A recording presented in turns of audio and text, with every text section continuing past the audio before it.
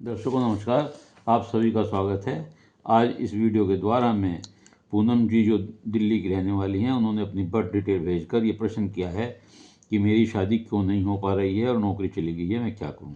आपके द्वारा बताए गए समय के अनुसार जो आपकी कुंडली बनती है वह मकर लगन की कुंडली है और ग्रह स्थिति जो आपके सामने, और ग्रह स्थिति इस प्रकार है कि दूसरे भाव में गुरु हैं, पंचम भाव में केतु हैं, छठे भाव में शनि हैं और सप्तम भाव में शुक्र हैं, अष्टम भाव में सूर्य मंगल बुध हैं और नवम भाव में चंद्रमा हैं और 11वें भाव में राहु हैं। देखिए, ये जो आपकी कुंडली है, ये जो लगन है मकर लगन, ये 0 अंश का है। ऐसी कुंडली को फलित करना बड़ा मुश्किल हो जाता है क्योंकि ये लगन आ रहा है, दूसरा भी पूरी तरह से गया नहीं है, तो मिक्स फल मिलते हैं, कुछ दूसरे ग्रह के और कुछ।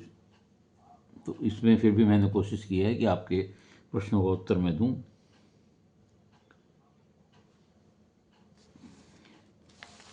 देखिए, लग्नेश जो है वो छठे भाव में बैठे हुए हैं।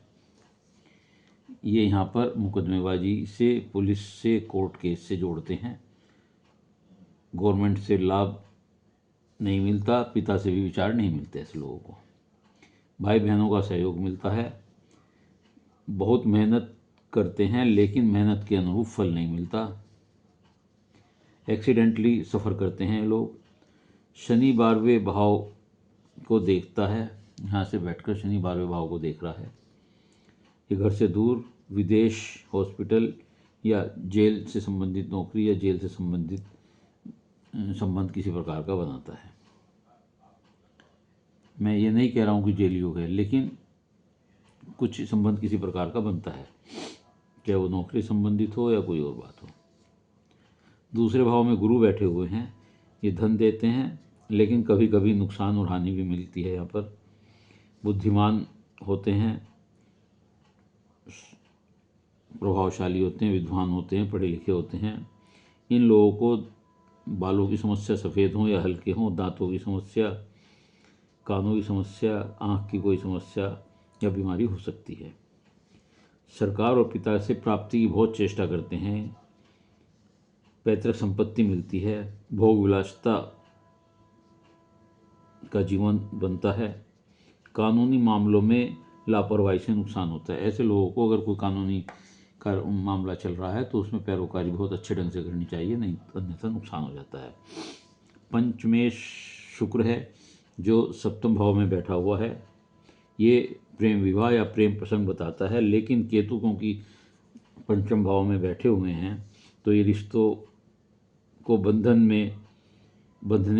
में रुकावट और व्यवधान पैदा करते हैं। राहु की भी दृष्टि पंचम भाव पर पड़ रही है और सप्तम भाव पर पड़ रही है, इसलिए भी डिले होता है। और मंगल हैं, आप मंगल क्योंकि अष्टम भाव में हैं, आप मंगली प्रभाव में, ये भी शादी में तकरार और शादी में डिले करते हैं, तनाव व अवसाद की स्थिति पैदा करते हैं। संतान पक्ष से भी समस्या होती है। चतुर्थ भाव में शुक्र बैठे हुए हैं, कर्क राशि के हैं, सुंदर आकर्षक व्यक्तित्व होता है और यदि जिस व्यक्ति से भी इनका संबंध होता है, शादी हो सकती है, वह भी आकर्षक और सुंदर होता है। मित्र, पार्टनर, पति बताता है यहाँ इनके होते हैं, लेकिन अष्टम भाव के कारण मंगल से आप मंगली हैं जो विवाह में देरी करते हैं। सूर्य अष्टम भाव में रेपुटेशन खराब करने का काम करते हैं। आपको अनावश्यक रूप से आप पर कोई आरोप लग सकता है, अपमानित हो सकते हैं। मंगल के साथ सूर्य उग्र व्यवहार कराते हैं और ये मंगल और सूर्य अंगार दोष भी बनाते हैं। पैतृक संपत्ति प्राप्त होती है। पारिवारिक जीवन से असंतुष्टि बनी रहती है, जल्दी नाराज हो जाते हैं ऐसे लोग। देखिए, इस कुंडली में जो आपका प्रश्न है कि मेरी शादी क्यों नहीं हुई, नौकरी चली गई, उसके पीछे सबसे बड़ा कारण ये आपका अष्टम भाव है। सूर्य मंगल बुध जो यहाँ बैठे हुए हैं, ये अच्छा योग नहीं बनाते, इसमें बड़ी परेशानी की स्थिति होती है।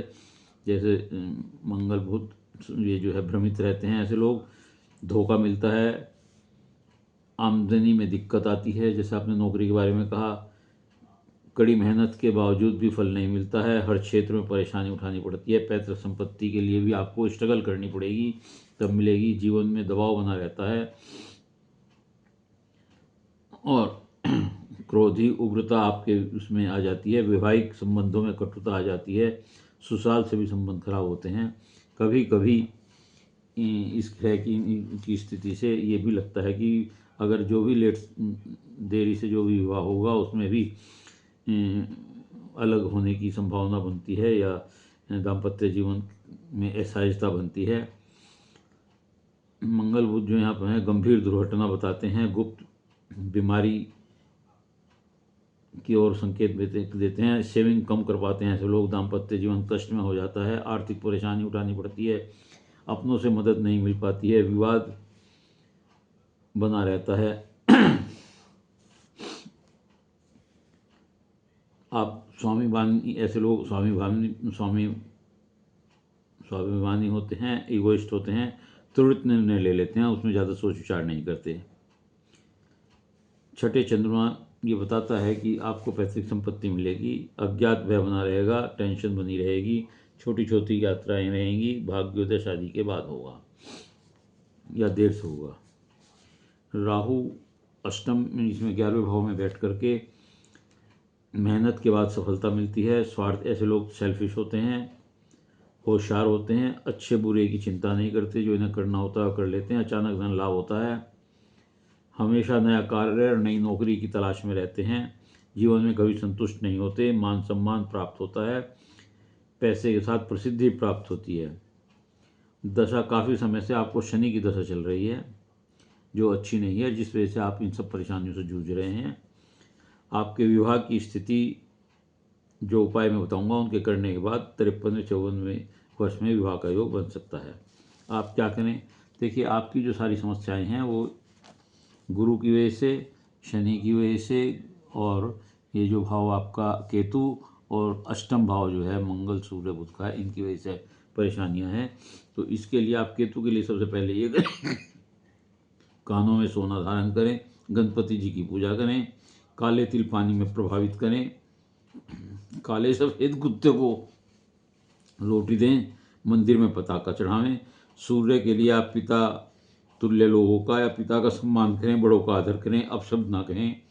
बुध के दिन आप हिजड़ों को, किन्नर जो होते हैं उन्हें दान दें, मंगल को हनुमान चालीसा पढ़ें और गुरुवार को केले पर घी का दीपक जलाएं। यदि आप ये सारे कार्य करेंगे तो निश्चित तौर से आपके जीवन में जो ये परेशानियां चल रही हैं, या नौकरी की समस्या है या शादी की समस्या है, ये दूर होगी।